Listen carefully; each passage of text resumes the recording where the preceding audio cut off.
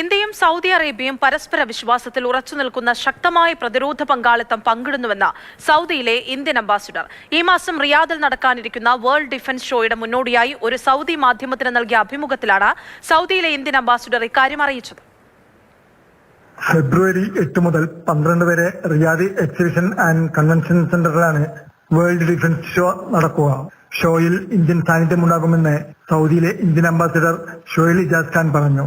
Defence ഷോയ്ക്ക് മുന്നോടിയായി ഒരു സൗദി മാധ്യമത്തിന് നൽകിയ അഭിമുഖത്തിൽ സംസാരിക്കുകയായിരുന്നു അംബാസിഡർ.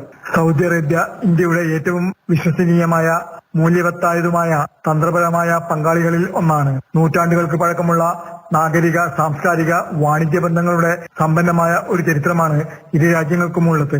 സമീപ വർഷങ്ങളിൽ ബന്ധം അതിവേഗം വളർന്നു. ശക്തവും തന്ത്രപരവുമായ പങ്കാളിത്തമായി ഇത് പരിണമിച്ചു. 2025 ഏപ്രിലിൽ ഇന്ത്യൻ പ്രധാനമന്ത്രിയുടെ സൗദി സന്ദർശനം ഈ ആഴമേറിയ ബന്ധത്തിന്റെ യഥാർത്ഥ പ്രതിഫലനമായിരുന്നു.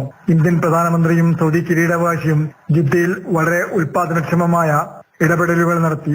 അതിന്റെ ഫലമായി ഇന്ത്യയിൽ 2 ഇന്ത്യ സൗദി സംയുക്ത സംരംഭ ശുദ്ധീകരണശാലകൾ സ്ഥാപിക്കുന്നതിനുള്ള കരാർ, ബഹിരാകാശ സഹകരണം, ആരോഗ്യം, കായികം, തപാൽ സഹകരണം എന്നിവയിൽ ധാരണാപത്രങ്ങൾ ഉൾപ്പെടെയുള്ള പ്രധാന ഫലങ്ങൾ ഉണ്ടായതായി ഇന്ത്യൻ അംബാസിഡർ പറഞ്ഞു.